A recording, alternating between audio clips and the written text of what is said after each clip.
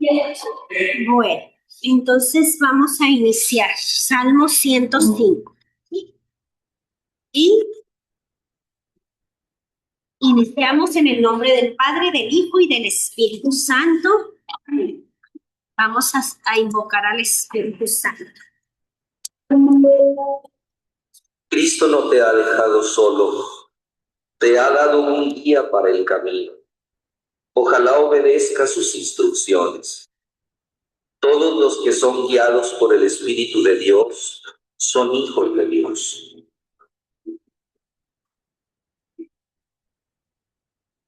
El Espíritu de Dios está en este lugar. El Espíritu de Dios se mueve en este lugar. Está aquí para consolar, está aquí para liberar, está aquí para guiar. El Espíritu de Dios está aquí.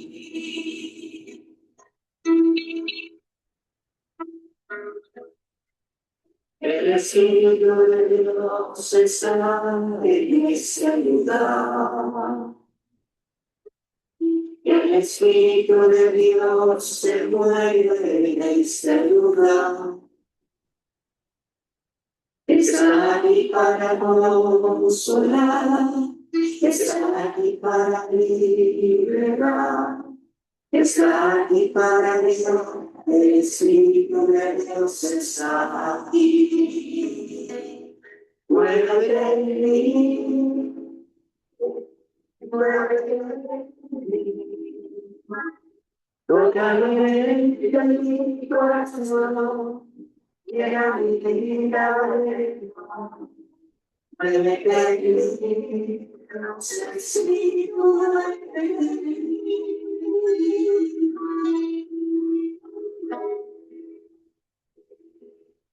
el Espíritu de Dios está en este lugar.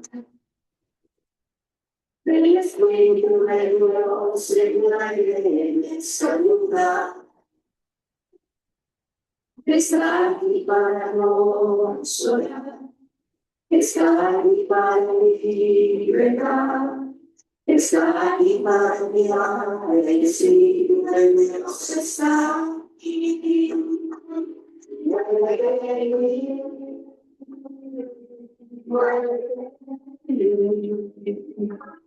Totalmente mi corazón, llena mi vida de tu amor. No sé si totalmente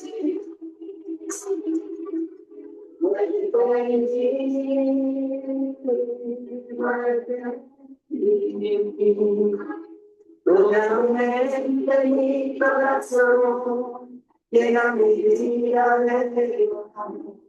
Muévete en mí, no sé si muévete en mí. Muévete en mí, no sé si muévete en mí. Muévete en mí, no sé si muévete en mí.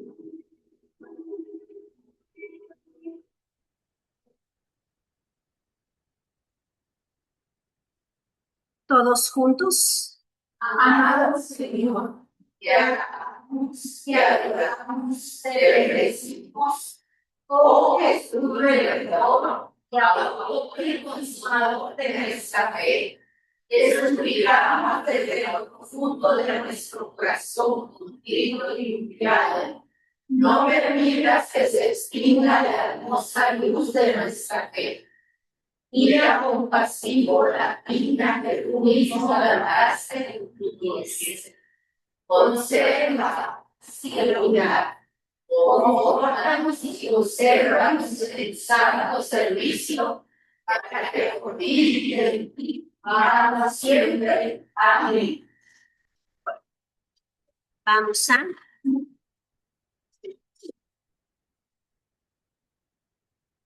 el Salmo. Vayan haciéndolo porque voy a ver si se está pasando en las diapositivas en el Zoom. Vayan empezando, Magdalena. ¿Sí? Dar gracias a ti y colocar tu nombre, divulgar de los pueblos sus hazañas. Cantarles salmodiar para él sus maravillas todas repitidas.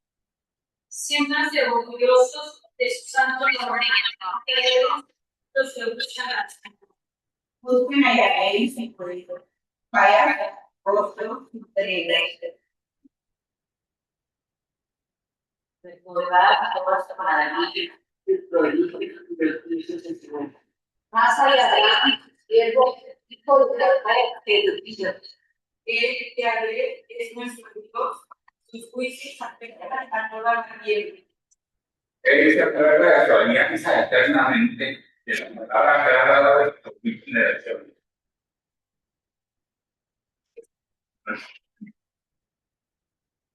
del pacto que con Abraham concluyó y de su juramento a Isaac. Y puso a Jacob como precepto, a Israel como alianza eterna. Abraham negó a sus adversarios y no solo de credos que lo dijo. Abraham era numeroso, cuando eran poco numerosos gente y paso por su placer. Pagando de nación en nación, yendo de un reino a otro pueblo. A nadie permitió vivirlos, por ellos castigó a los reyes. Trajo el hambre sobre aquel país, hizo que se apostaran todas sus reservas. Existe no toquen a mi función, no hagan daño a mis profetas. Dejó caer la broma en el país, les cortó el alimento. A un hombre envió por delante, José, vendido como esclavo.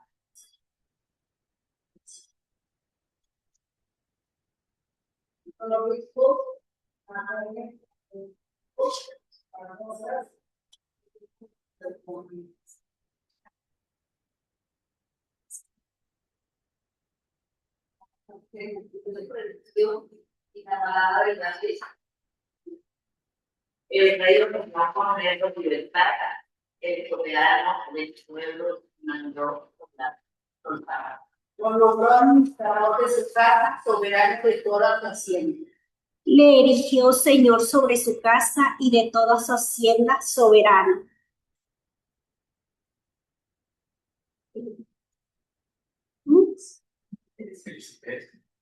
Entonces Israel entró en Egipto, Jacob residió en el país de Canaán. Dios hizo a su pueblo infecundo, lo hizo más fuerte que sus opresores. Les cambió el corazón y odiaron a sus pueblos y trataron de dañar a sus pueblos. Envió a Moisés su siervo y a Aarón que había hecho.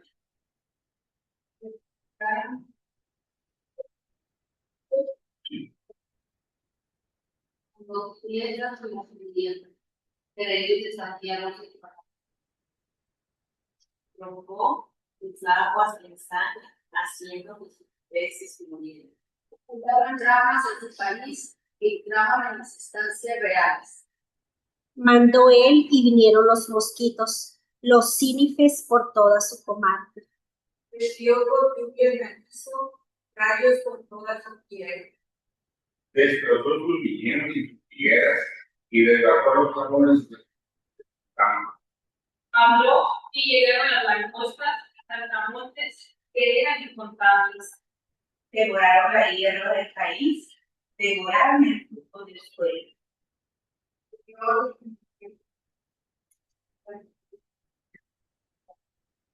Los sacó cargados de oro y plata y gozaron las dientes de los hijos. Egipto se alegró de su salida, llenos como estaban de terror. Despegó una nube para cubrirlos, un fuego que alumbrara en la noche. Pidieron y trajo codornices, de pan de los cielos los hartó. Envió la roca y brotaron las aguas, como río corrieron por los sequedales. Recordando la sagrada promesa que había hecho el siervo Abraham. hizo salir a su pueblo alegremente, a sus elegidos entre gritos de voz. Les dio tierras en camino. El sudor de la nación quisiera. Para que seguro Gloria al Padre, al Hijo y al Espíritu Santo, como era en el principio, ahora y siempre, por los siglos de los siglos. Amén. Bueno, ¿qué les deja este salmo si tiene que ver con el tema que vamos a ver? ¿De qué trata? Es un recorrido por toda la Biblia. Es un recorrido. Deuteronomio. ¿Perdón? Deuteronomio. Así es el Deuteronomio, ¿vale? Muy bien, entonces eso es lo que vamos a ver, la historia de salvación. Por eso no quise acortarlo, dije, ay, 45 versículos, pero pues todo está para la historia, entonces pues completo, hay que hacerlo en clase también. Bueno, dejamos de tarea leer Lucas 24, del 13 al 35, que si se fijan es parte de lo que hay aquí en el Nuevo. ¿De qué trata? ¿Lo leyeron? Sí, los discípulos de Maús. De los discípulos de Maús. Entonces vamos a... ¿Quién? Cleofas y su amigo, así es. A ver, ¿cómo empieza el relato? Si quieren, váyanse a... No me voy a quitar de aquí porque si no, no se graba bien. ¿Cómo empieza? Vámonos al texto, vamos a analizarlo, es importante. Sobre todo que es para nosotros como escuela bíblica, somos discípulos de Maús. Váyase a Lucas 24, está un poco largo, pero tiene mucho que comentar.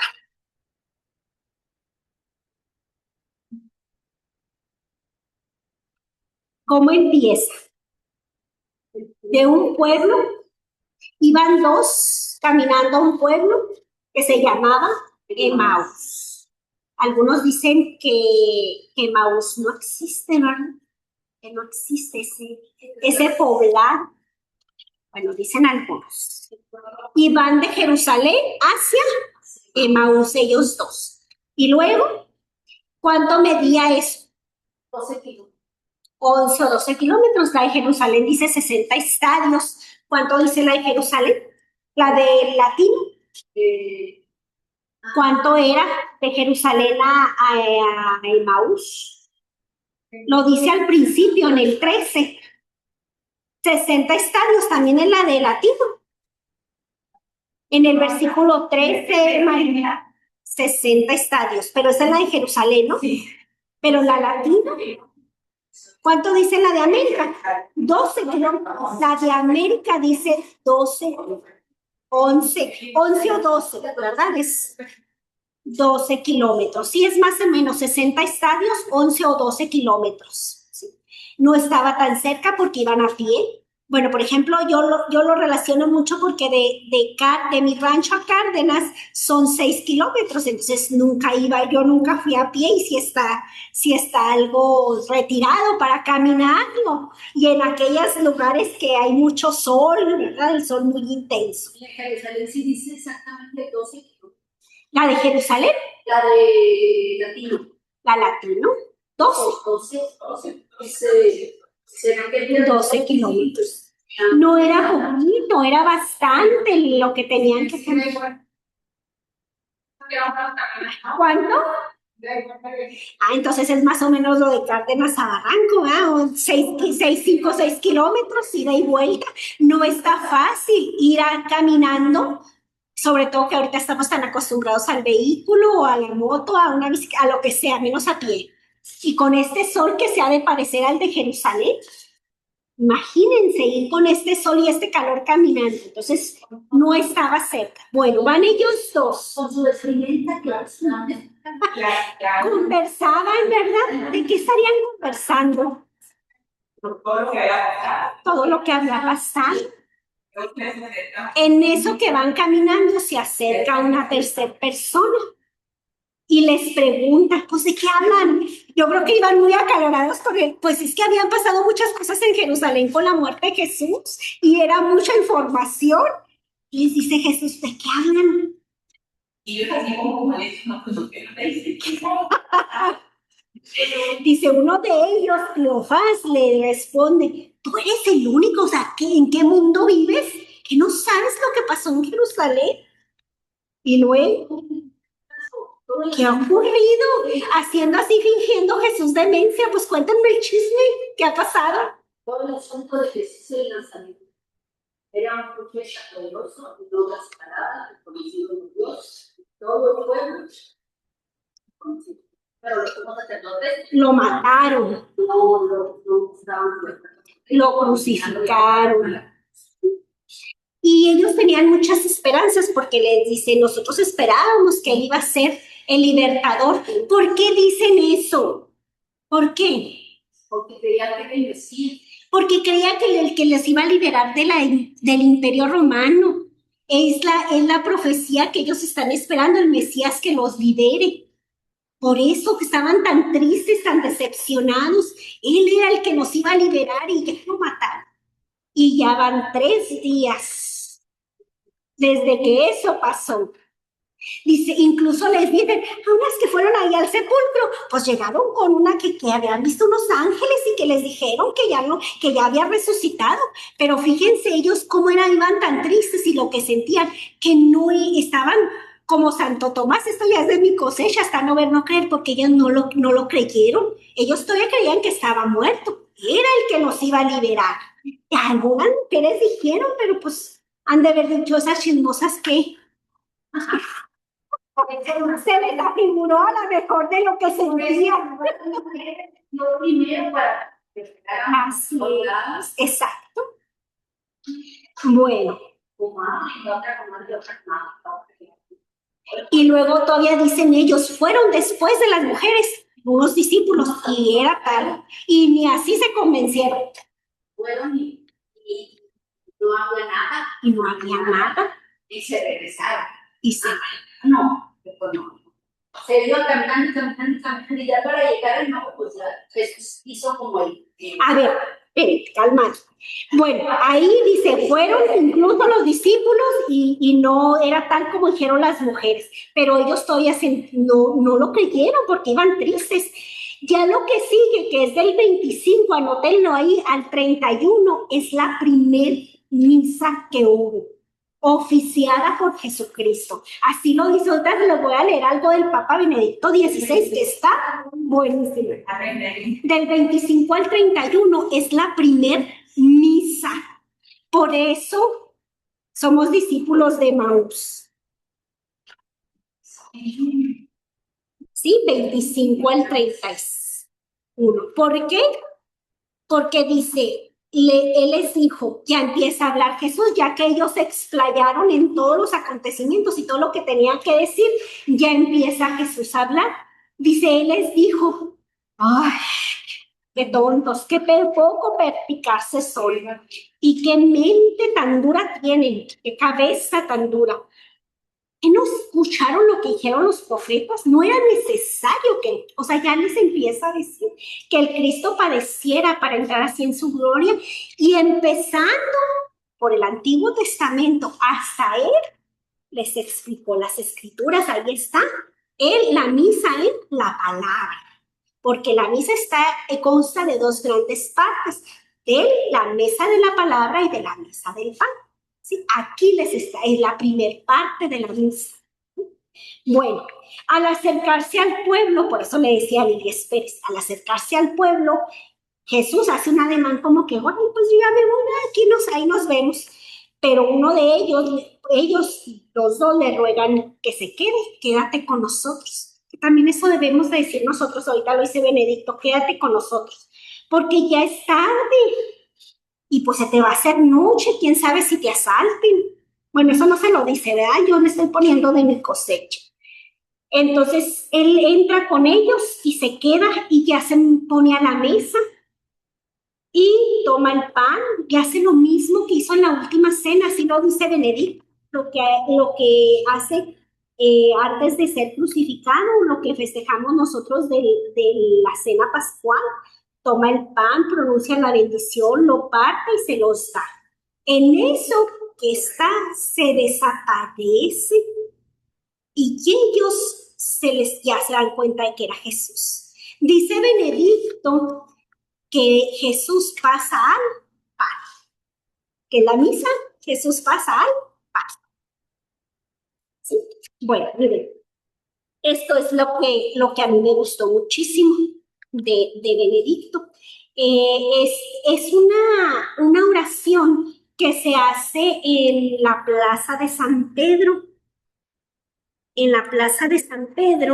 que le llaman a esa oración Regina Coeli, que quiere decir Reina del Cielo, que es una oración muy antigua, mariana, que se reza durante la Pascua desde el Domingo de Resurrección hasta Pentecostés. ¿Sí? Es el Ángelus, ahí lo rezan también el Papa cada domingo al mediodía desde el Vaticano. Bueno, esto es lo que vamos a ver de ese texto. Se los voy a leer y vamos a irlo analizando porque está muy bonito. Dice, es lo que experimentaron los dos discípulos, que el día de la Pascua iban de camino desde Jerusalén hacia Emaús. Hablan de Jesús, pero su rostro triste. Expresa sus esperanzas defraudadas, su incertidumbre y su melancolía. Así se sentían esos discípulos. Habían dejado su aldea para seguir a Jesús con sus amigos y habían descubierto una nueva realidad en la que el perdón y el amor ya no eran solo palabras, sino que tocaban concretamente la existencia. Jesús de Nazaret había hecho todo nuevo, había transformado su vida, pero ahora estaba muerto y parecía que todo había acabado. Así se sentían esos discípulos. Sin embargo, de improviso, ya no son dos, sino tres las personas que caminan. Jesús se une a los dos discípulos y camina con ellos, pero son incapaces de reconocerlo. Ciertamente han escuchado las voces sobre la resurrección. De hecho, le refieren a algunas mujeres, lo que ya dijimos ahorita. Bueno, el resucitar, bueno, y todo esto no había bastado para convencerlos, pues a él no lo vieron, a esas mujeres. Entonces Jesús, con paciencia, comenzando por Moisés y siguiendo por todos los profetas, les explicó lo que se refería a él en todas las escrituras. El resucitado explica a los discípulos la Sagrada Escritura, así como el Padre en la misa, ofreciendo su clave de lectura fundamental, es decir, él mismo y su misterio pascual. De él dan testimonio las Escrituras. Mientras tanto, habían llegado al aldea, probablemente a la casa de uno de los dos, de Cleofás y su compañero. ¿Cuál casa? No sabemos, no nos lo dice la Escritura. El forastero simula que va a seguir caminando, o sea, Jesús, pero luego se queda porque se lo piden con insistencia. Quédate, le dice, con nosotros. Miren lo que dice Benedicto XVI. También nosotros debemos decir al Señor, siempre de nuevo con insistencia, quédate con nosotros. Así le debemos de hablar a Jesús. Quédate con nosotros. Incluso a lo mejor cuando vamos a comulgar, quédate con nosotros. ¿Sí? Con insistencia. Bueno, sentados a la mesa con ellos, toma el pan, pronunció la bendición, lo partió y se lo iba dando. La alusión a los gestos realizados por Jesús en la última cena es evidente.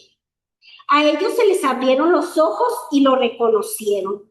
La presencia de Jesús, primero con palabras y luego con el gesto de partir el pan, ahí están las dos partes de la misa, permite a los discípulos reconocerlo y pueden sentir de modo nuevo lo que habían experimentado al caminar con él. Dicen ellos, ¿no ardía nuestro corazón mientras nos hablaba?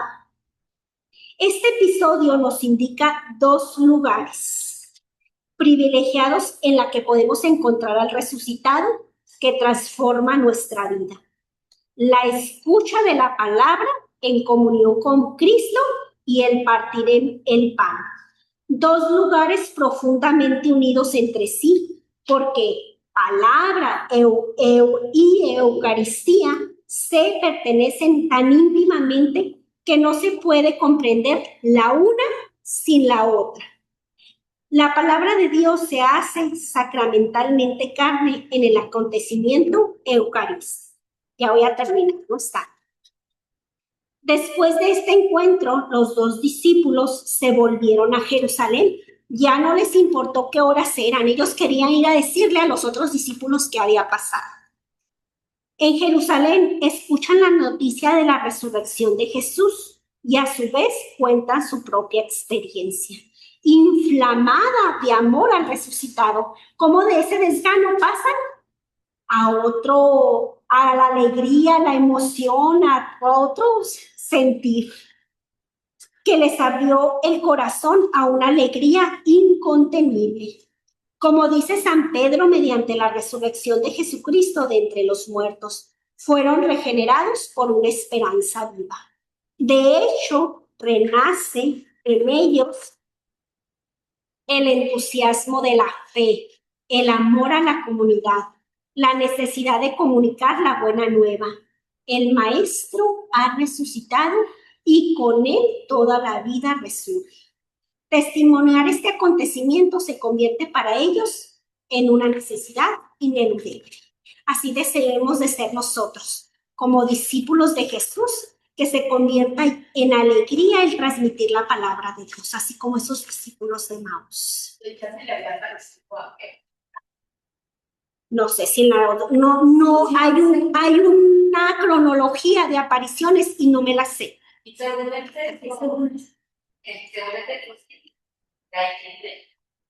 ellos mismos testimonian y hacen de aparecer a las mujeres y también fueron algunos de nosotros y encontramos tal como les había dicho la mujer.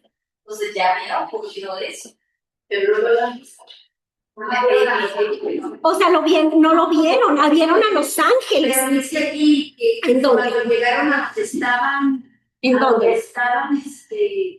Cuando llegaron, dice ¿en qué versículo? Donde estaban los 11 y los del mismo grupo, que decían, es verdad, el Señor ha resucitado y se le ha aparecido a Simón. Ellos por su parte contaron lo que había pasado también. Probablemente sí. Hay una relación de apariciones, pero no me la sé. Probablemente sí ya se lo había aparecido. Tenía otras apariciones. Entonces se le apareció primero a Simón, que dice, cuando ellos llegaron, estaban todos alborotados porque ya se le había aparecido a Simón, pero ya ellos ya contaron. Hablar que estaba entonces, pues ya está, yo no sé de cómo está apareciendo.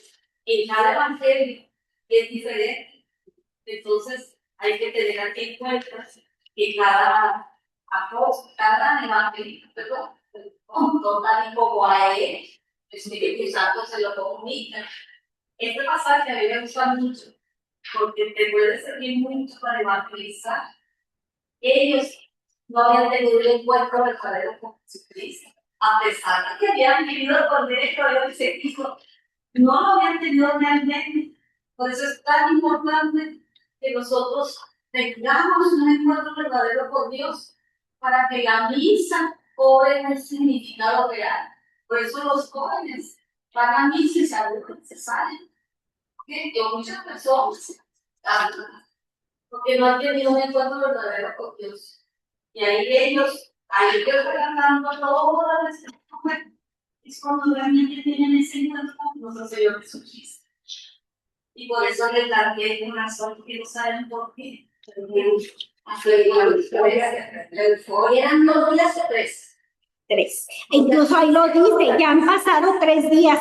De aquí dice la de, la que tienen la latina dice 2. Ya habían pasado. Aquí dice 3. Pero les digo que son las diferencias entre la latino y la de Jerusalén. Hay muchas inconsistencias. Por eso siempre les recomendamos la de Jerusalén, porque son las variantes. Bueno, vamos a ver la ficha de guardar en el corazón. Son parte de la misa. ¿Qué dice la ficha de guardar en el corazón? ese tiempo un insensato en mi corazón para creer todo lo que dijeron lo que no era necesario que Cristo padeciera. Eso para entrar aquí en su historia. Y empezando por Moisés, continuando por todos los profetas. Les explicó lo que había sobre él, todas las. Qué privilegiados esos hombres que tuvieron la dicha de tener la primer misa con Jesucristo. Bueno, muy bien. ¿Qué vimos en la clase pasada? El quinto criterio, que es leer la Biblia con la iglesia. Lo que vamos a ver es bastantito, así es que, pues vámonos a nuestro folleto, ahí en la página 63. El tema va a ser el contenido de la Biblia. ¿Cuál es el contenido de la Biblia? ¿Cuál es el contenido de la Sagrada Escritura? ¿Y cuál va a ser nuestro objetivo? Conocer a grandes rasgos la historia de la salvación en sus diferentes etapas. Fíjense cómo estamos casi terminando este ciclo de introducción, dando un repaso a lo que es la historia de la salvación. La escuela trata siempre de terminar con ese resumen e iniciar también clases haciendo un resumen de toda la historia de la salvación. ¿Sí? Bueno, vamos a empezar ahí en el folleto, en la 63, el primer párrafo. ¿Cuál es el contenido de la Biblia? La revelación divina es, ante todo, la manifestación de la acción salvadora de Dios en la historia del hombre. El Señor Dios no se nos ha dado a conocer a través de una serie de verdades abstractas, sino en hechos concretos de salvación que se han realizado a lo largo de las edades en la historia del hombre y que siguen realizándose hasta la consumación de esta historia, cuando Jesús regrese y entregue todo al Padre. Entonces, la revelación bíblica. ¿Qué es la revelación? Ustedes ya saben qué es la revelación. ¿El qué? Un encuentro, el revelar es descubrir, ¿verdad? Es como Dios se nos da a conocer a los hombres. Vimos revelación natural y sobrenatural. En la segunda unidad ahí lo vimos, la revelación divina, que es la revelación de la Biblia. Bueno, la revelación es la Biblia. La Biblia es la manifestación de la acción salvadora de Dios en la historia del hombre. Esto será nuestra acción liberadora. No, ¿verdad? Por supuesto, la acción liberadora en toda la historia, desde la creación hasta el día de hoy. Y el día de mañana y lo que nos quede de vida. Bueno, es a través de hechos concretos, no de hechos abstractos. ¿Qué es abstracto? Verdades abstractas. ¿Qué es abstracto? Bueno, dice el diccionario, porque dije, voy a hablar en el diccionario, dice, idea que existe en la mente, pero no tiene presencia física. Es una idea. O sea, Dios no es verdades abstractas, sino es a través de hechos concretos que suceden de la acción salvadora de Dios. Es a lo largo de las edades en la historia hasta que Jesús regrese. Esos hechos es a lo largo de las edades en la historia hasta que Jesús regrese. Bueno, vámonos al siguiente párrafo, Ceci, por favor. La Biblia no es principalmente un libro de verdades doctrinales o enseñanzas morales, sino la continuación bajo la inspiración y la guía del Espíritu de la obra salvadora, como testimonio de sus misericordias y de su poder, y a la vez un canto de gratitud, alabanza y adoración que el Espíritu Santo pone en nuestro alma, para agradecer eternamente las maravillas de aquel que se sacó de las tinieblas a su luz admirable. Entonces, la Biblia no es principalmente, aunque sí lo es, pero no es principalmente eso, verdades doctrinales de enseñanzas morales. O sea, sí es eso, sí podemos encontrar aquí nuestra doctrina, enseñanza, pero no es principalmente eso. ¿Qué es principalmente? Es la consignación por escrito bajo la inspiración y guía del Espíritu Santo de la obra salvadora de Dios. Eso es principalmente nuestra Sagrada Escritura. Vamos a leer quién tiene Primera de Pedro 2:9. ¿Quién lo tiene? Primera de Pedro 2:9. A ver, Magdalena, por favor. Pero vosotros sois linaje elegido, sacerdocio real, nación santa, pueblo adquirido, destinado a anunciar las alabanzas de aquel que os ha llamado de las tinieblas a su admirable luz. Entonces, ¿qué somos nosotros? Qué bonito nos lo dice el primer papa. Somos linaje, el pueblo de Dios, somos linaje escogido, sacerdocio real, nación santa. Y somos de aquel que nos sacó de las tinieblas, ¿ah? Nos habrá sacado Jesús de las tinieblas a su luz admirable. Sí, ¿verdad? Nos lee el siguiente parrafito, Rocío, por favor, y la primer viñetita. Pronto me paré las armas, con su poder, en lo que se decían papel y su amor superlativo. Bueno, así cantó Israel. ¿Qué le cantó Israel a Yahvé? Si estamos en todo el contenido de la Biblia, ¿qué le cantó? Porque normalmente los salmos son cantos. David, que principalmente se le atribuyen a David y a su hijo Salomón, esos cantos, pues es en esa forma, en alabar al Señor. ¿Por qué le alabó? Por sus hazañas, por su historia. Ahí aquí nos da algunos salmos, no lo vamos a desarrollar, sino nos vamos a tardar toda la clase. Pero tenemos, se nos dice en el folleto, Salmo 99, que le canta a Dios, Rey justo y santo. El Salmo 100, que es una exhortación a la alabanza. El Salmo 103, Dios es amor, eso le canta. El Salmo 104, esplendores de la creación. Salmo 135 es un himno de laudes, que este salmo se utiliza mucho en la liturgia de las horas. Salmo 136 es una letanía de acción de gracias. El 147 es un himno al Todopoderoso. Y el 148, alabanzas de la creación, entre otros muchos. Ahorita, ¿cuál? A ver, vamos a esperar a que se termine la llamada. Todos son diferentes en cada Biblia. ¿Cómo? O sea, el título es diferente en cada Biblia. ¿El título del salmo? Sí. Pues a veces sí, pero como no me va. Tal vez escribió en la de latino. Sí. Santo es el Señor. En el 99. Sí. Y en la Biblia de la Iglesia en América, Santo es el Señor nuestro Dios. Todos son diferentes. Yo, por ejemplo, el de exhortación, clamen al Señor, tierra y tierra. Así dice, clamen al Señor. Pues, pero la idea es la misma, darle una alabanza a la historia, a las hazañas del Señor hechas a su pueblo. Dice lo mismo, pero con diferentes palabras. ¿Saben lo que es la liturgia de las horas? Las 2 horas mayores de la liturgia.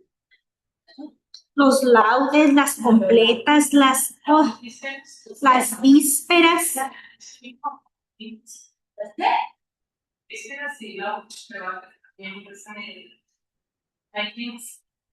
Ese no lo conozco, el mayor.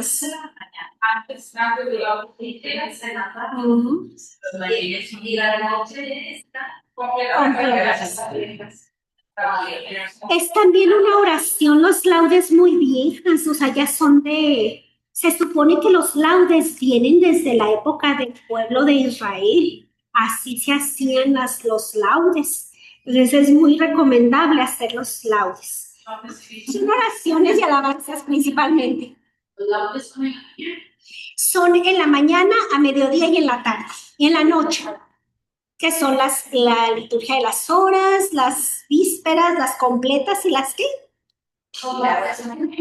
Las matutinas, maitinas, en las maitinas, las laudes, las vísperas y las completas.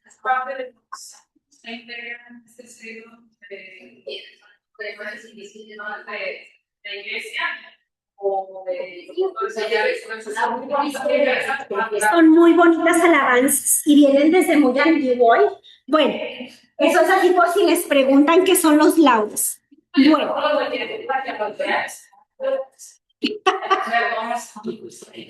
Y están preciosos, ¿eh? Están preciosos. Bueno, vamos a continuar. La primer viñetita dice, descubrieron que era un Dios fiel a sus promesas. Todo esto que vamos a tomar ahora, que vamos a leer ahora, ya lo hemos visto. Así es que vámonos un poco rápido porque ya lo hemos visto muchas veces. Es Dios fiel a sus promesas. Vamos a ver qué nos dice Josué 21:45. ¿Quién lo tiene? A ver, César. Falló una sola de todas sus festividades Yahvé había hecho a la casa de Israel, todo se cumplió.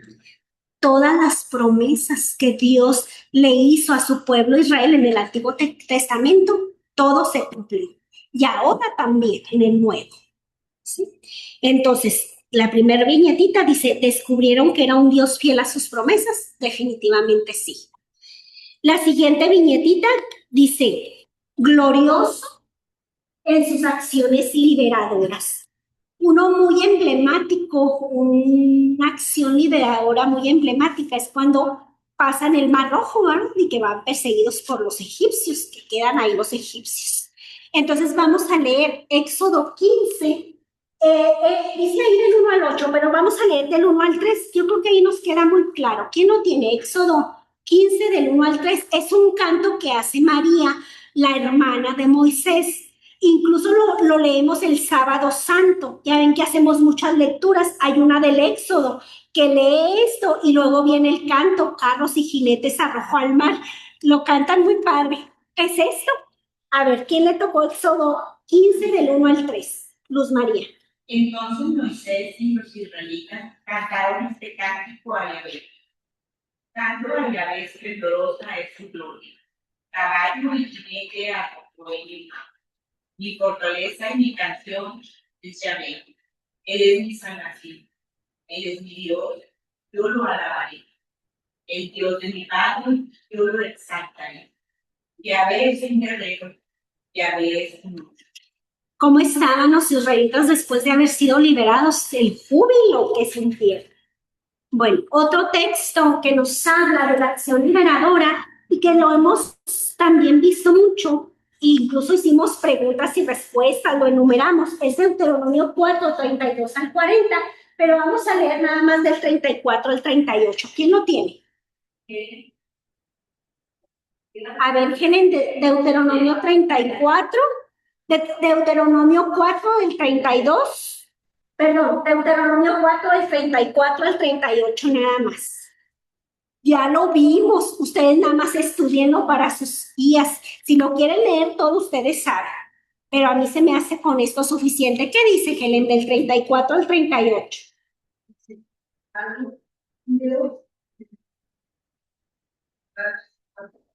Salud. Desde de otra, por medio de pruebas, señales, en la guerra, más fuerte que externamente potente, todo tiempo de servicios, por lo que Yahvé, nuestro Dios, hizo a nuestro equipo ante nuestros profesores. Aquí se crea sentido nacional para que sepas que Yahvé es el Dios que no hay otro fuera de él. Desde el cielo te ha hecho oír su voz para infundir en la tierra que ha buscado su poder, su poderoso fuego, y de en medio del fuego has oído sus palabras. Yahvé amó a sus padres y eligió a su descendencia. Por eso le sacó de Egipto personalmente con su gran fuerza. esa otro. Argentina se usan cosas, introdujo en la tierra, mayor de Bueno, entonces empieza diciendo, algún Dios intentó jamás venir a buscarse un pueblo. No, ¿verdad? Le está hablando a Moisés, yo te escogí a ti, pueblo de Israel, ¿para qué? Para hacerte portentos, para liberarte. Te ha concedido ver esto para que sepas que Yahvé es tu Dios. Me mostré contigo en medio del fuego. O sea, le está diciendo a Moisés que hizo portentos con él, con su pueblo. La siguiente viñetita dice que Yahvé habla como amigo a los hombres. Y hay unos hombres muy especiales que les habla. Muy, muy bonito, muy especial, como amigos. Vamos a leer Génesis 18, del 17 al 18, que ahí le está hablando a Abraham. ¿Quién lo tiene? Yo, el Señor se decía, ¿cómo voy a ocultarle a Abraham lo que pienso hacer? Él se convertirá en un pueblo grande y fuerte, y por él serán bendecidas todas las naciones de la tierra. Cuando uno dice que tiene un amigo, cuando dice yo tengo un amigo o una amiga, uno le cuenta, comparte cosas importantes con los amigos, se apoyan los amigos. Así Yahvé con Abraham le dice, ¿cómo voy a ocultarle a Abraham lo que voy a hacer? ¿Cómo? Si es mi amigo. Bueno, no lo dice en este texto, ¿verdad? Pero no se lo voy a ocultar. Dice, siendo así, que Abraham ha de ser un pueblo grande y numeroso. Entonces le cuenta todo, Yahvé, todos los planes que tiene Abraham. Otro personaje al cual trata como amigo es a Moisés. Vamos a ver en Números 12, del 6 al 8. ¿Quién lo tiene?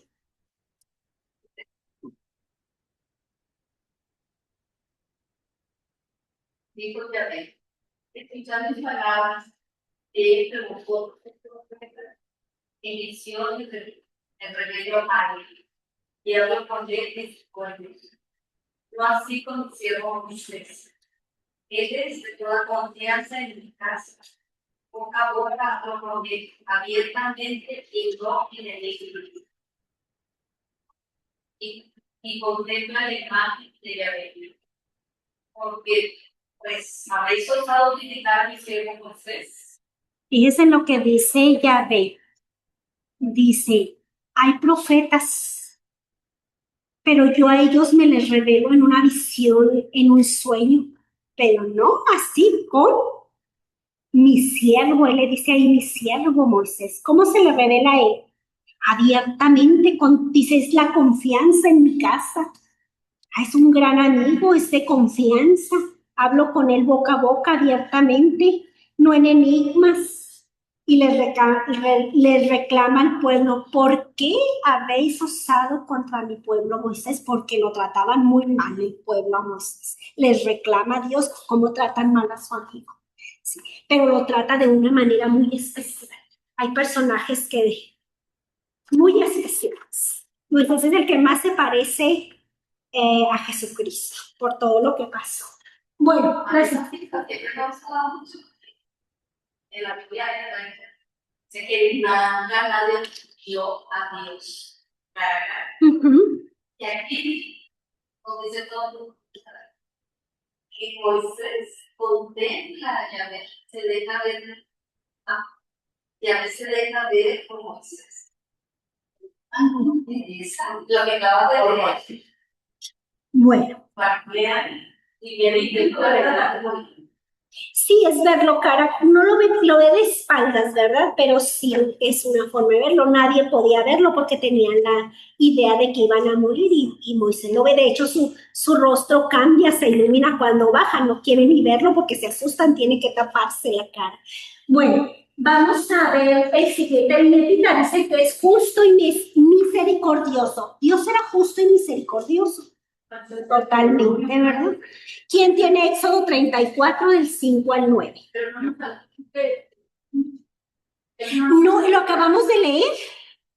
Lo leyó Helen, ya lo habíamos leído. Está repetido. Por eso ya no se los puse. Efesios también ahorita lo repiten, no se los voy a poner 2 veces. ¿Sí? ¿Quién tiene Éxodo 34, del 5 al 9?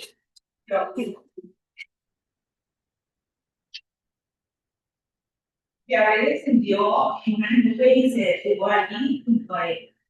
Moisés invocó el nombre de Yahvé.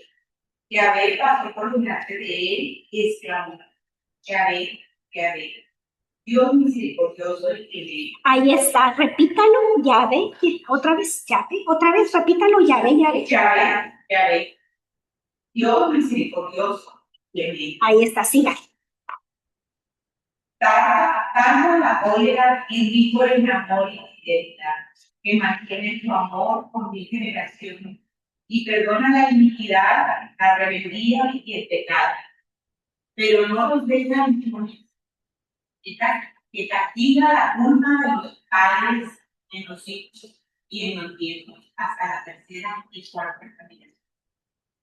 Al instante Moisés se inclinó a tierra y se postró y dijo: Señor mío, si he ofendido su favor, dime, Señor, dime en medio del pueblo, aunque este gran pueblo final, perdona nuestra iniquidad y nuestro pecado, y haz que seamos tu heredad. Ahí está por el mismo Moisés, que le dijo: Yahvé, Yahvé, Dios misericordioso y clemente. Lo dice el mismo Moisés, que Yahvé es misericordioso, totalmente cierto, ¿verdad? Bueno, vamos a seguir la lectura ahí del siguiente párrafo. ¿Quién le toca leer? Rocío. ¿Quién leyó? ¿Usted, Ceci? Rocío, le toca a Helen. Si leemos en Deuteronomio el cuarto párrafito. Si leemos en el Deuteronomio 26, 4, 6, veremos que el credo, la fe de Israel en el Señor y el motivo de su gratitud no son verdades abstractas. Israel cree en el Señor porque ha experimentado la santa palabra de Dios. Dios está ligado a sus padres, a su pasado, a su presente. Bueno, entonces, ahorita vamos a leer Deuteronomio 26, del 4 al 10. Vamos a ver ahí qué es el credo del Antiguo Testamento. ¿Qué es el credo? El credo es la fe de Israel en el Señor.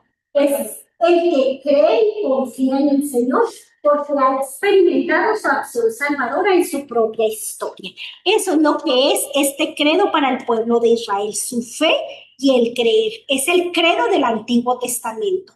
¿Quién tiene Deuteronomio 26, del 4 al 10? El sacerdote tomará de tu mano la cesta y la depositará ante el altar de Dios. Tú tomarás la palabra y dirás ante Yahvé, tu Dios. Tu padre era un rabino errante y Egipto recibió allí, siendo unos pocos hombres, pero se hizo una nación grande, fuerte y numerosa. Los egipcios nos maltrataron, nos oprimieron y nos pusieron durar servidumbre. Nosotros clamamos a Yahvé, Dios de nuestros padres, que Yahvé escuchó nuestra voz, vio nuestra miseria, nuestras penalidades y nuestra opresión. Yahvé nos sacó de Egipto con mano fuerte y brazo extendido, con gran terror, con señales y con prodigios. Y nos trajo a este lugar y nos dio esta tierra, tierra que emana leche y miel. Y ahora yo traigo las primicias de los tierra que tú, Yahvé, me has dado. La depositarás ante Yahvé tu Dios, depositarás ante Yahvé tu Dios. ¿Se fijan qué es el credo ahí? ¿Qué es? Un relato de la historia. Mi padre era un arameo errante y bajó a Egipto y ahí se hizo una gran nación y Dios nos sacó con fuerte brazo.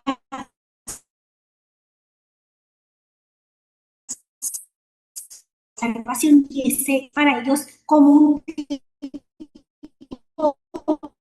credo, las verdades de su. Lo siguiente se los voy a leer yo porque vamos a enumerar, nos va a hablar aquí de las razones por las cuales queremos conocer la historia de la salvación. Va a haber aquí 4 razones, así es que van a enumerar en su folleto y van a poner a enumerar a sus alumnos. Dice, esta es la razón por la cual queremos conocer la historia de salvación. Número 1, para descubrir al Dios vivo que se revela en la historia, realizando prodigios, señales y milagros a favor de su pueblo y de todos los hombres. Número 2,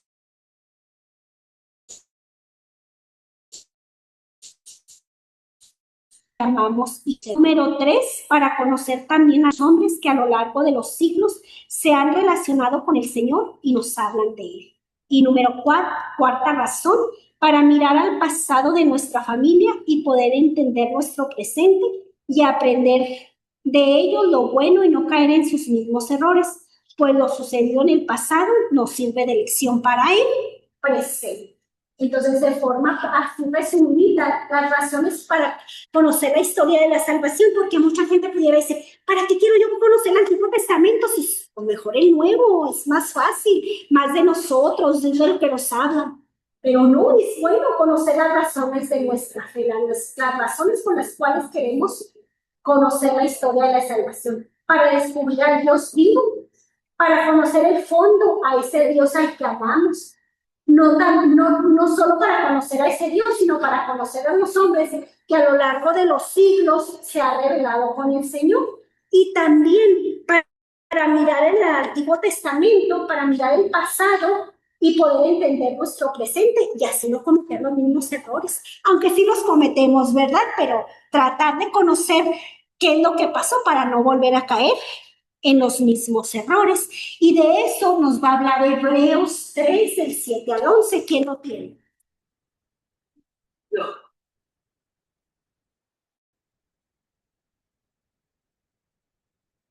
Por eso, como dice el Espíritu Santo, si no escucháis tu voz, no endurezcáis vuestros corazones como cuando testificaron el día de la prueba en el desierto. Cuando vuestros padres resistieron las pruebas y me enfrentaron, después de haber visto mis obras. Durante 40 años, por eso me irrité contra aquella generación y pensé, siempre andan extraviados y corazón, no reconocen y se siguen. Por eso juré por vida, no entrará en el descanso. Hebreos nos hace un recordatorio de ese pueblo que va caminando por el desierto y que tenía su mente tan dura, tan obstinada, que no escuchaba a Dios. Por eso Hebreos nos está recordando, dice, si hoy escucháis su voz, no endurezcáis vuestros corazones como lo hiciste en el desierto. Por eso, si quieres entrar en el descanso, en la gloria, escuchen la voz del Señor para que no te pase lo que pasó en el Antiguo Testamento. ¿Qué pasó con ese pueblo de Israel? Todo quedó sepultado en el desierto. No entraron a la tierra prometida. Por eso, escuchemos al Señor. Bueno, vamos a ver en los siguientes párrafos. Ahí me equivoqué, es hasta el octavo, es el sexto, séptimo y octavo párrafo. Vamos a ver la unidad de la historia de la salvación, Luz María, por favor, donde dice unidad de la historia de la salvación. Empiecen y yo le digo a Sandra. La historia de la salvación varía en fases, periodos y épocas. Pero estas fases y periodos solo son historia de la salvación.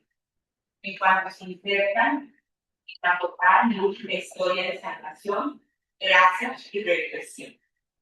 De tal manera que estas frases y periodos solo pueden hacerse visibles con la historia de la salvación, en la aparición plena, en la realización total, en la base culminante de esta historia.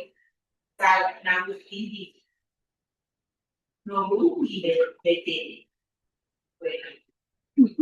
Sí, esto quiere decir precisamente que la historia de la salvación es la misma y única historia a lo largo de todo su periodo. El libro de Jerusalén lo dice aquí. Uno es Dios, Padre, Señor del Antiguo y Nuevo Testamento. Uno es el Señor Jesucristo, que fue profetizado en el Antiguo Testamento y vino en el Nuevo. Uno es el Espíritu Santo, que por medio de los profetas predicó acerca de llegar a Cristo bajo el humanismo. Síganme. Jesucristo origen dentro y fin de esta historia. Jesucristo es el fin del cual toma origen la historia de la vida. La historia de la salvación solo puede empezar desde Jesucristo, que es su fin, es decir, su causa final. Es lo último en la ejecución, pero lo primero de la intención. Bueno, esas palabras de San Agustín ahí se las puse. No invetere latet vetus sino patet. Quiere decir, el Nuevo Testamento está escondido en el Antiguo, mientras que el Antiguo se hace manifiesto en el Nuevo. Ahí está en su material, ahí se los puse. Bueno, empieza diciendo que esta historia de la salvación se va realizando por fases, periodos o épocas particulares, pero estas fases solo son historias de la salvación en cuanto se insertan en la total bíblica historia de salvación. O sea, es una historia de la salvación. Esa historia de la salvación se va dando por medio de periodos, etapas, fases. Y se unen a la historia de la salvación, que es una. Lo último que leyó Luz María dice: Jesucristo origen, el centro y fin de la historia. La historia de la salvación se fundamenta desde Jesucristo. La historia de la salvación, desde el Génesis hasta el Apocalipsis, nos habla de Jesucristo, que es su causa final, que es lo último en la ejecución, pero lo primero en intención. ¿Qué querrá decir eso? ¿Lo entiende? Que es lo último en ejecución, pero lo primero en intención. Vamos a leer, nos va a quedar muy claro con Colosenses y Efesios. ¿Qué dice Colosenses 1, del 15 al 17? A ver, ahí se nos van a abrir un poquito los ojos, como a los discípulos de Dios. Él es la imagen del Dios invisible y es el primogénito de toda la creación, porque en él fueron creadas todas las cosas en el cielo y en la tierra, el universo visible y el invisible, tronos, gobiernos, autoridades, poderes.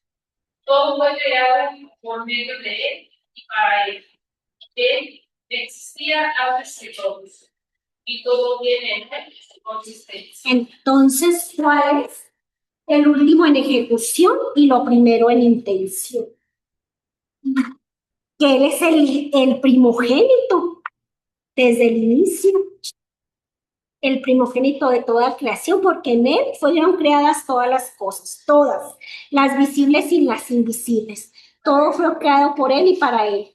En él existe con anterioridad a todo y todo tiene a él su consistencia. Eso quiere decir que es lo último en ejecución, pero lo primero en intención. ¿Sí? Está un poquito revolujado, pero Jesucristo es el principio, el fin, la intención, la ejecución, desde el Génesis hasta el Apocalipsis, para entenderle mejor. Nada más que aquí las palabras vienen así como más un poquito revolujadas, pero es eso. Vamos a leer Efesios. Más adelante, Lili viene otra vez Efesios, nada más lo vamos a leer aquí unos poquitos versículos, porque también ya lo vimos y lo analizamos detalladamente. ¿Quién tiene Efesios 1 del 3 al 4? Bendito sea Dios, Padre de Jesucristo, que desde lo alto del cielo nos ha bendecido en Cristo con toda clase de bienes espirituales. Él nos eligió en Cristo antes de la creación del mundo para ser santos e inmaculados ante Él, movidos por amor. Bueno, entonces empieza Efesios, Pablo bendiciendo a Yahvé, que es Padre de nuestro Señor Jesucristo. Y si estamos unidos a Cristo, vamos a tener bendiciones espirituales. Y luego lo segundo es lo que aquí dice: Dios nos ha elegido en él antes de la fundación del mundo para que vivamos ante él santamente y sin defecto alguno en el amor. Bueno, vámonos a la siguiente parrafito, Maribel. Ahí ya sería el noveno, yo le puse el octavo. Jesucristo no es solo. Jesucristo no es solo el fin de la historia de la salvación. el punto culminante en un proceso, sino la motivación absoluta e históricamente irremasable e irrevocable de la única voluntad salvífica de Dios, presente en toda la historia de la salvación, de la cual todas las demás realizaciones históricas de la voluntad salvífica divina participan y a la cual se ordena. Sigan. En Jesús, la historia de salvación ha llegado a su consumación. En él se ha manifestado. También esta historia estaba desde el principio orientada a ese punto culminante y a esa consumación.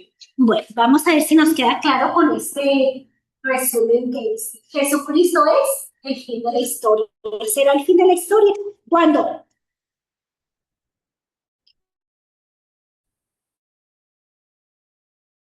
En la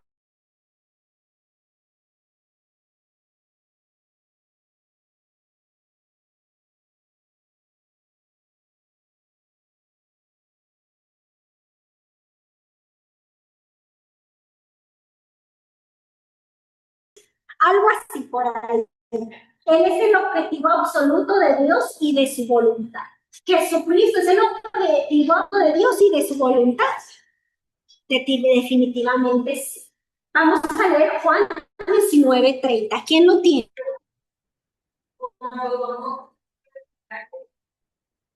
Todos han inclinó la cabeza, entregó el espíritu. Todo está cumplido, todo se cumplió. ¿Sí? Bueno, vamos a seguir, César, ahí, por favor. El siguiente parrafito. Vemos, pues. Hay que poner en una unidad, poner en cada otra el proyecto de Dios. Y ese proyecto está centrado en Jesucristo.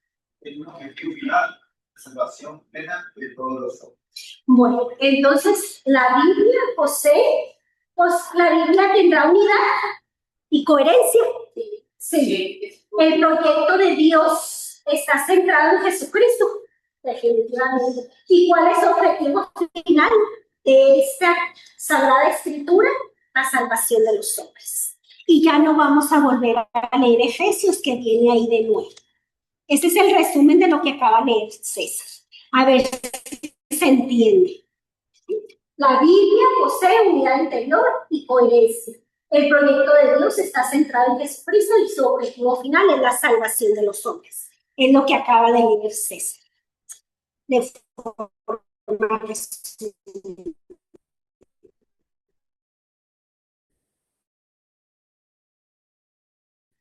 Hemos visto anteriores, acabamos de leer en algunos versículos. Ahorita ya no lo leo. Bueno, yo les recomiendo que no lo lean, está muy largo.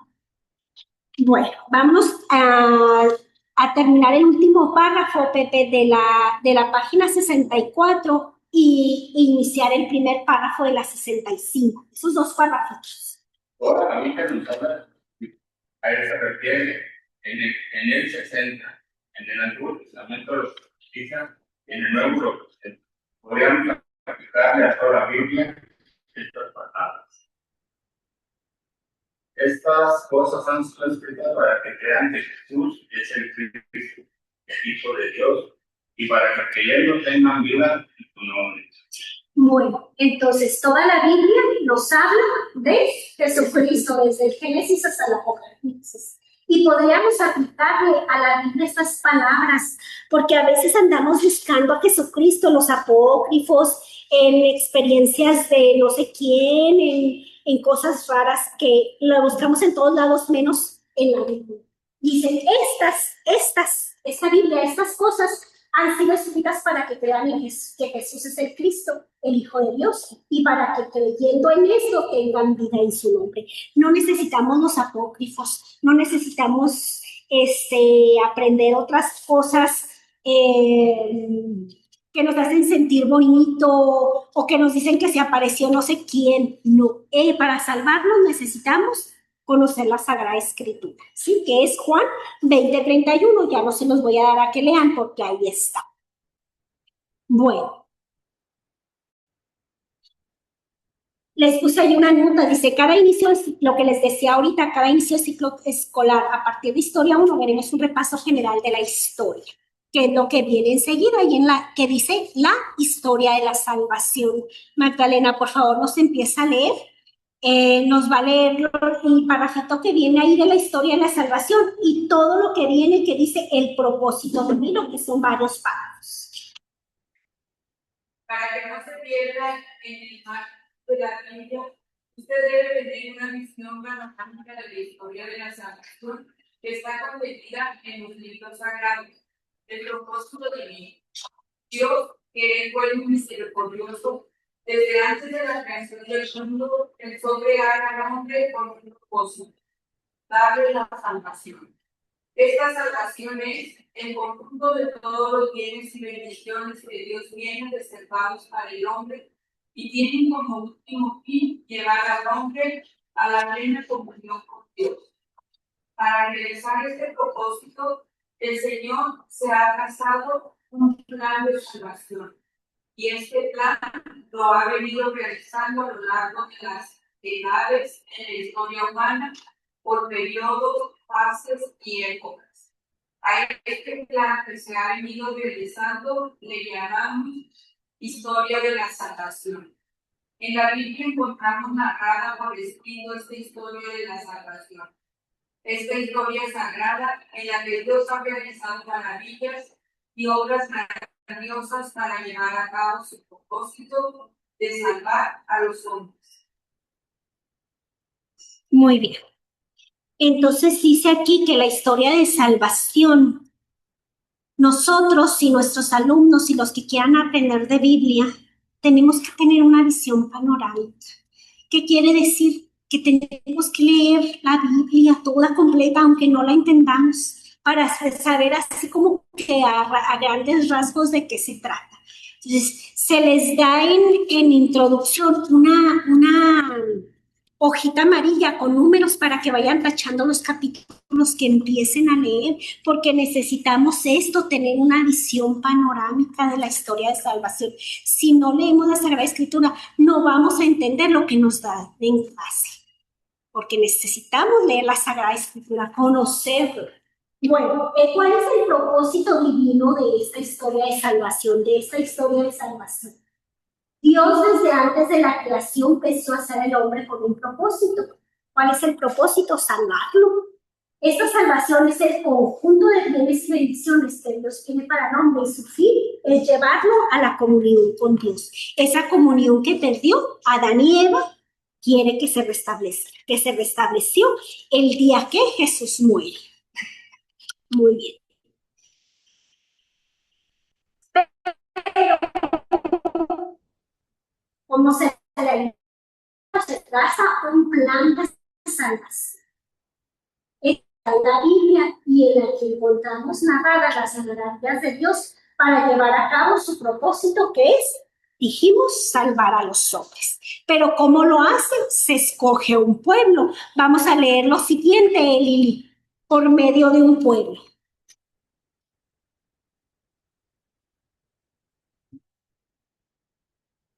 Lili. La salvación que Dios ofrece está destinada a todos los seres humanos, sin distinción de raza, sexo o condición social, pues Dios quiere que todos los hombres se salven y lleguen al conocimiento pleno de la verdad. Pero esta salvación Dios ha querido darla a todas las naciones a través de un pueblo que Él se eligió entre todos los pueblos, el pueblo de Israel. Y ahora, por medio de la Santa Iglesia, que es el nuevo pueblo de Dios, destinado a ser luz de las naciones. Entonces, esa historia de salvación va a ser por medio de un pueblo que Dios escogió. La salvación que Dios ofrece está destinado a todos. Se lo dice a Abraham en Génesis 12. Le dice, en ti serán benditas todas las naciones. Esta salvación Dios ha querido dar a todas las naciones a través de un pueblo que Él, Dios, Yahvé, se eligió entre todos los pueblos, que va a ser el pueblo de Israel. Ahora, nosotros somos ese nuevo pueblo de Israel, que es la iglesia. ¿Sí? Ahí se los puse también en una nota. En el pueblo del Antiguo Testamento es Israel, ahora el nuevo pueblo de Dios es la iglesia. Bueno, el siguiente parrafito, Ceci, por favor. Cristo, el Cristo es el centro. Dios ha querido llevar a cabo la solución humana por medio de su amadísimo Hijo, de tal manera que toda la historia de salvación se orienta y se ordena hacia Jesucristo. Él está presente desde los orígenes de esta historia. Él es el centro y la plenitud de esta historia de salvación que aún no termina. Y será nuestro Señor Jesucristo quien construye esta historia cuando venga a los dioses. El último día entre las nubes del cielo y rodeado de sus santos ángeles para que se realice plenamente el propósito de Dios de llevar a los hombres a la salvación plena con él. Entonces, se resume en que Cristo es el centro de la historia de la salvación, que ya lo vimos también en el tercer criterio que ustedes expusieron.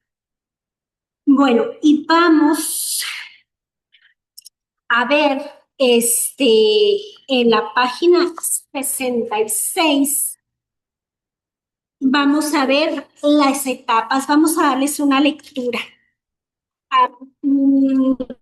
¿Quién sigue? Rocío. Una historia realizada en periodos. Miren, vamos a ir viendo épocas de la historia de la salvación para tener una idea de cómo vamos a ir viendo toda la historia de la salvación, porque esto es introducción a la Biblia, pero el siguiente año ya empezamos concretamente con lo que es la historia de la salvación en el Génesis, que es la creación, así por etapas. Ya estas etapas la vemos nosotros también. Empieza a leer ese párrafo, Rocío, por favor. Una historia realizada en periodos. Antes que se realiza la historia humana, se va realizando por ejemplo sin perder la unidad, sin dejar de ser una única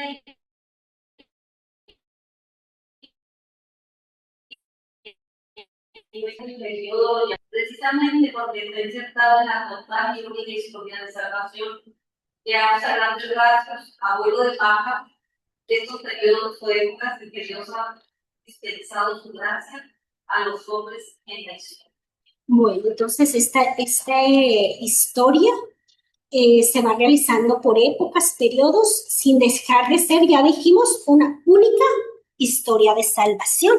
Y vamos a empezar con la primera etapa, Helen, de lectura a la creación, a la primera etapa. Número 1, creación. La creación es la primera manifestación del amor de Dios, que de la nada trajo la existencia a los seres para formarlos de la claridad. Entre todos los seres creados, sobresale el hombre, creado para conocer, amar y servir a Dios en esta vida. Después de verlo, gozarlo eternamente de él. Dios creó al hombre de hacer creada criatura humana para el de su pueblo. A ver, otra vez, ¿en dónde va? Perdón, es que me cansé para sentarme. No, donde dijo que era. Dios creó con el propósito de hacer de cada criatura humana tabernáculo. ¿Qué quiere decir eso, Helen? Nosotros ser un tabernáculo en la presencia viva de Dios. Como una ley. Qué fuerte, ¿verdad? Qué objetivo tan grande ser cada uno de nosotros un tabernáculo. Sígale. Sí.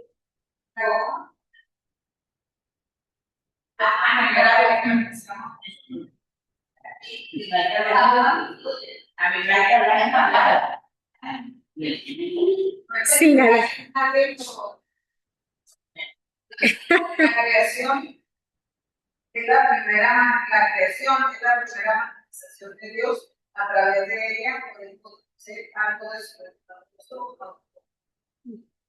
En el libro de Génesis, escrito podemos encontrar la historia religiosa de la creación, de los orígenes de la humanidad, la caída del hombre, el pecado, las terribles consecuencias que el pecado trajo a la humanidad, con el propósito divino de dar a los hombres la redención a través de su linaje, con una descendencia elegida y santa. Bueno, ahí nos describe lo que es la primera etapa, la creación, que es en el Génesis del 1 al 11, que son los orígenes, se le llama prehistoria. Esta primera etapa abarca el Génesis capítulos 1 al 11, ¿sí? Que es cómo Dios crea todas las cosas y luego, bueno, los dos relatos de la creación y luego el pecado y luego las consecuencias como lo acaba de leer Helen, pero nada más del 1 al 11, porque en el 12 ya viene precisamente lo que es la historia, ya cuando Dios habla a Abraham, ahí viene ya la historia de la salvación. Sígale leyendo el 2, Luz María. La historia de la salvación, propiamente dicha, comienza con la elección de un hombre, llamado a ser padre de un pueblo que participará de esta elección y estará llamado a servir a Dios en la realización de planes a favor de toda la nación. La época patriarcal es llamada así, precisamente porque es la época de los grandes hombres y mujeres que son padres y fundadores del pueblo de Dios. Esta época abarca un periodo aproximado de 200 años, de los años 1850 a.C. a 1650 a.C. y abarca la vida de Abraham, Isaac, Jacob y sus hijos, hasta la entrada de los hijos de Jacob al fin. La época patriarcal que está escrita en los capítulos del 12 al 50 del libro del Génesis. Ahí está, del 12 al 50 está el libro. Los patriarcas, ¿quiénes son? Abraham, Isaac y Jacob. Y ya, no, los hijos no son patriarcas. No, los patriarcas son 3, son padres, por eso es patriarca por padres. Es Abraham, Isaac y Jacob, nada más. Hay algunos que hablan de José, pero no, José no es patriarca. ¿Sí? Y abarca de los capítulos 12 al 50 del Génesis. José. O sea, ahí dice que abarca también los hijos, porque los relatos del 12 al 50 incluye el relato de los 12 tribus, pero no porque sean patriarcas. ¿Sí? Bueno, número 3. Durante un periodo de 400 años, el pueblo de Dios fue maltratado y sometido a cruel servidumbre por una nación extranjera. Con brazo fuerte y mano poderosa, Dios libertó a su pueblo y lo hizo pasar por el medio del mar para darles la tierra que les había prometido a Abraham y a su descendencia. Durante 40 años llevó a su pueblo el Señor por el desierto en una marcha educativa. Al pie de Sinaí los llevó para pactar con ellos una alianza que los había de constituir en un pueblo que es propiedad personal de Dios en medio de todas las naciones.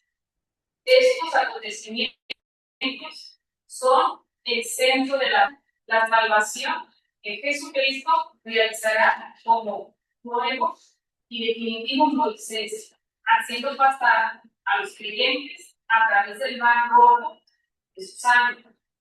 El relato de todos estos acontecimientos pueden ser leídos en los libros de Éxodo, Números y Deuteronomio. ¿Qué es lo que ustedes van a ver en la historia 1? Ustedes van a ver este número 3, bueno, desde el 2, época patriarcal, y 3, Éxodo, liberación. O sea, van a enfocar más en Éxodo, liberación y alianza, que es prácticamente el libro del Éxodo. En eso se van a enfocar. El 4 ya es precisamente tercer año, historia 2. Síganles, está en el cuarto etapa o fase.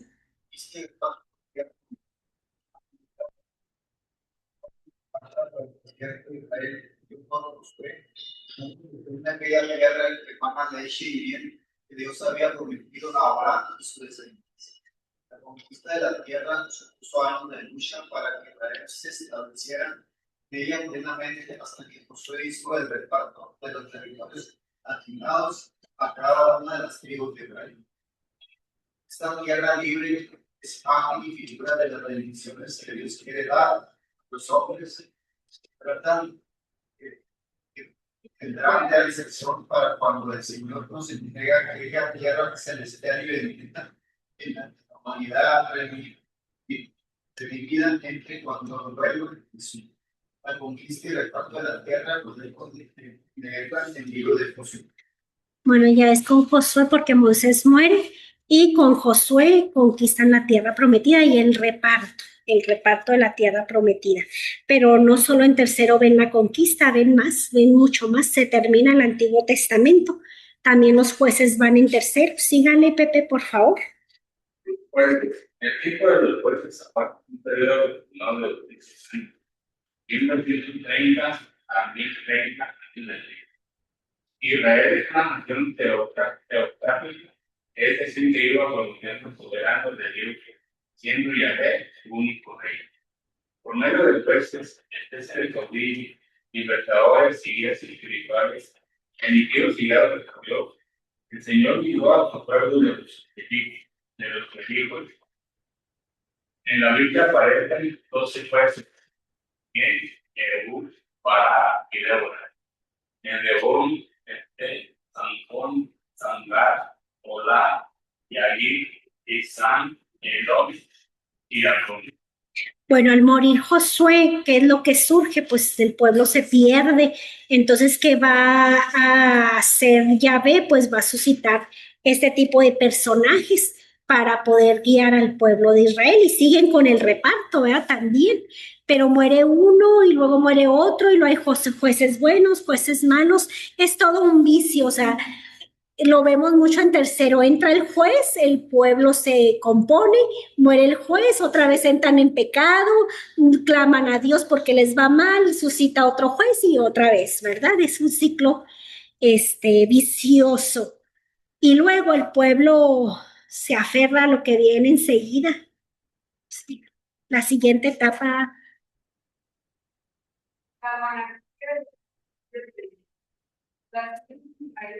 Unida tiene su como un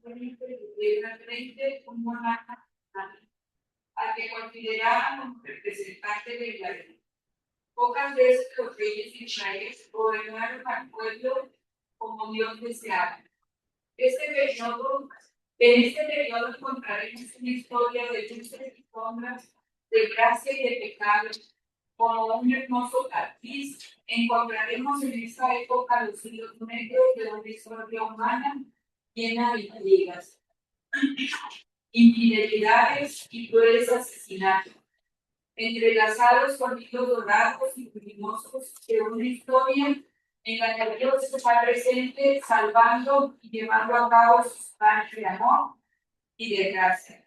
El primero de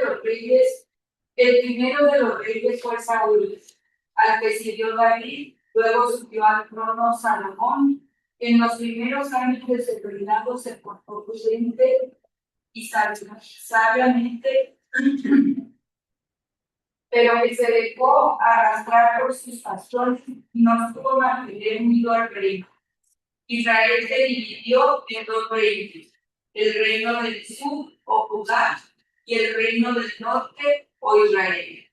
El reino del norte duró 209 años, de 931 a 722 a.C., y terminó con la caída de Samaria, su capital. El reino del sur se sostuvo durante 345 años, de 1931 a 586 a.C., y terminó con la caída de Jerusalén y el destierro a Babilonia. La historia de los reyes la encontramos en los libros de Samuel. De los reyes Muy bien, entonces en la sexta etapa viene la monarquía y la división del reino, que no sé, ahí se me hace que mejor voy a preguntarle a Marisa y a Monseñor si separamos, porque la monarquía es una etapa y en la división de los reinos es otra etapa. A ver si lo separamos como... Sí, pero viene en otra etapa, así lo hace la historia de la salvación, tomando como la división de los reinos como otra etapa, no dentro de la monarquía, pero bueno, para relatarlo aquí sí estaría bien porque todos son reyes, pero sí vienen en diferente etapa. Bueno, la monarquía empieza porque el pueblo quiere ser como otros pueblos, los otros pueblos tenían reyes y le piden a Dios cuál es el primer rey, Saúl, y luego David y luego Salomón. A la muerte de Salomón se dividen los reinos, ¿verdad? Con su general y el hijo de Salomón en dos reinos. Entonces de ahí ya viene después la división de los reinos y pues en cada una también ahí surge la época profética que aquí también no se menciona. Pero bueno, vamos a ver el siguiente, el destierro. El 7, ¿a quién le toca?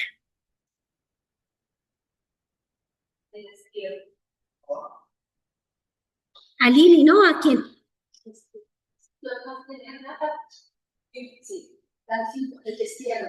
La antigua alianza de Sinaí ocupó el corazón de Israel. Una larga historia de su desobediencia, de pecado y de idolatría fue la historia de los reyes de Israel, con sus excepciones. El pueblo rebelde no quiso oír la voz de los profetas que lo llamaban a confusión. Por eso Dios abandonó a su pueblo que ya desterrado a Babilonia. Se acabaron sus reyes. El templo donde moraba la gloria de Yahvé fue destruido y destruida fue la Santa Jerusalén. El pueblo que había sido sacado de la esclavitud de Egipto y ha recorrido el camino a la libertad, ahora desanda el camino y vuelve a la tierra de la servidumbre al lugar de la opresión. El pueblo de Dios duró en Babilonia 48 años, de 87 a 539 antes de Cristo. A su regreso, los israelitas tendrán que levantar de nuevo el templo, la ciudad, reorganizársela con la tierra de grandes hombres como Edras y Nehemías. Bueno, entonces con estos división de los reinos, también el pecado llega tan grande que viene la invasión de ambos reinos. Primero el reino del norte, que los invaden los asirios, y luego casi 100 años después que lo invaden el reino del sur, los babilonios, y con eso se van al destierro, ¿sí?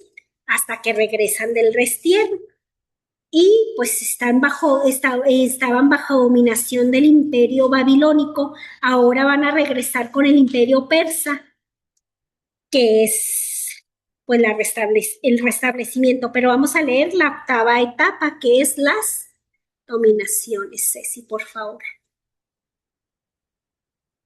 El pueblo de Israel permanecerá bajo el dominio de los grandes imperios de su tiempo. Primero bajo el dominio del imperio babilónico, luego bajo el dominio de los persas, después bajo el imperio griego. Bajo este dominio del tiempo actuaron los macabeos, finalmente bajo el imperio de o sea, son 4 dominaciones. Primero el babilónico, luego el persa, luego los griegos. Con los griegos, los macabeos, que ya casi estamos terminando el Antiguo Testamento, bueno, más bien casi cuando nace Jesucristo, con los macabeos se unen con los romanos para dominar a los griegos. Entonces ahí entra el Imperio Romano, como quien dice, los traiciona. Sí, el Imperio Romano, o sea, el Imperio Romano ayuda a los macabeos, que eran judíos, a derrocar a los griegos. Y por eso entra el Imperio Romano, ya después los domina el Imperio Romano. ¿Sí? Esas son las 4 dominaciones. Los macabeos, que ya es casi cuando nace Jesucristo, creo que son 50 años, ya cuando surgen el papá y los hijos de este señor, que eran como 3 o 4, que luchan contra los griegos, le piden ayuda a los romanos para poder derrocar a los griegos, pero ya después los romanos se aprovechan y dominan al pueblo judío, ¿sí? pero ya casi estamos en el nacimiento de Jesucristo, que es lo que sigue, la nueva alianza. Rocío, ¿nos lee el 9, por favor? La nueva alianza. La venida del Señor Jesucristo se inaugura los definitivos tiempos de salvación en Cristo Jesús. Dios está cumpliendo todas las promesas que hizo a Abraham y a la humanidad entera. Con el derramamiento de su sangre, Señor Jesucristo estableció la nueva y eterna alianza, por medio de la cual los hombres tienen acceso a la presencia. Pues entonces ya en el año 0, dice ahí la canción, en el año 0, nace Jesucristo, ¿sí? Para salvar a los hombres. Así es, correcto. Y luego Jesucristo muere, muere, resucita, sube al cielo y deja sus apóstoles, y ahí nace la iglesia. Que le nos lee el número 10, que es la iglesia.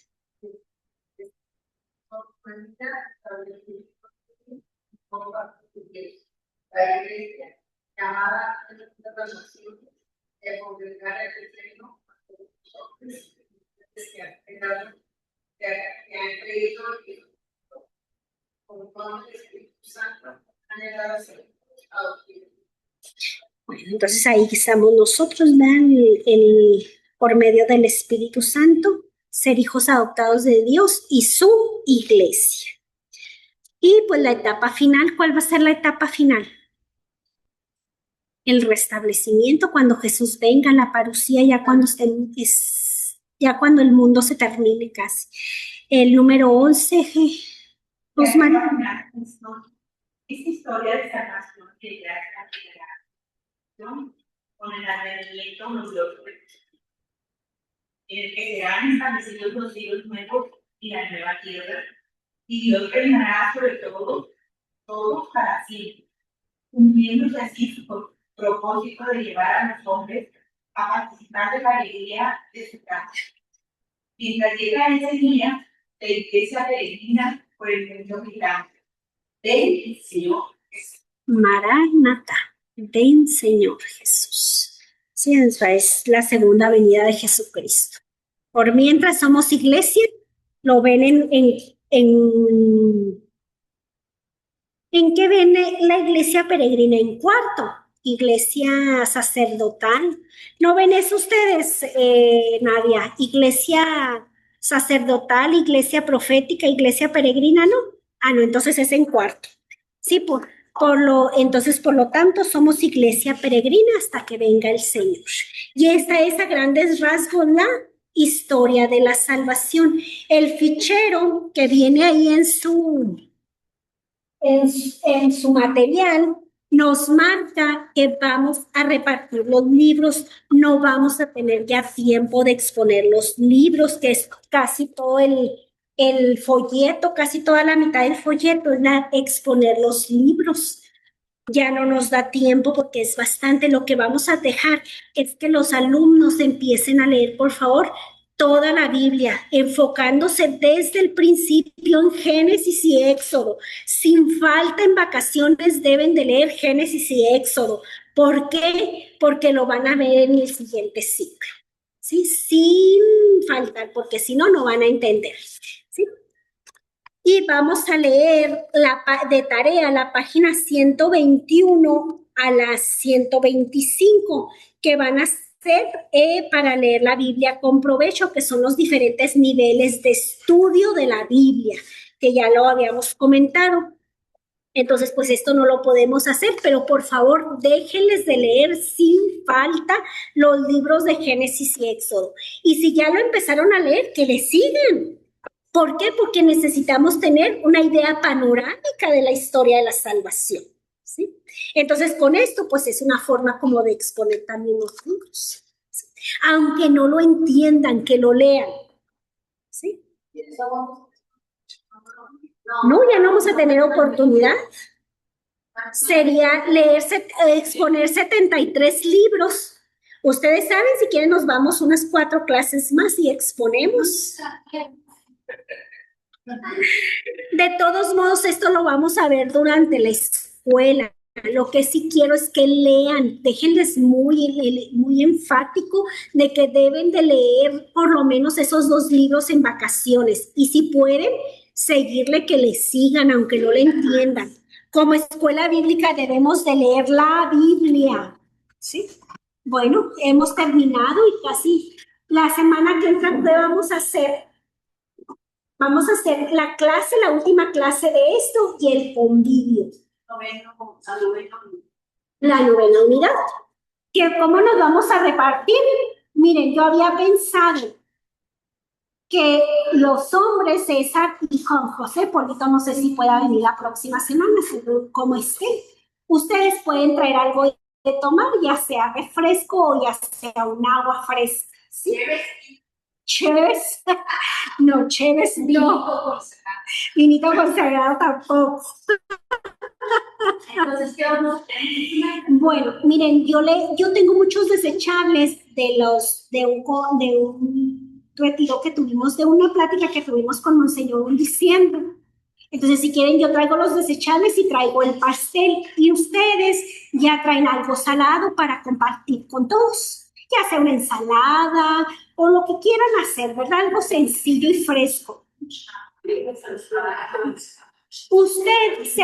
Usted, Maribel, como va a andar muy ocupada por lo de su evento, si quiere traerse tostadas, galletas, unos curtiditos, para si traen las muchachas ensaladas o frijoles, ponerle, ¿verdad? Ahí. Y yo me traigo el pastel y a lo mejor traigo tantita nieve para servir pastel con nieve.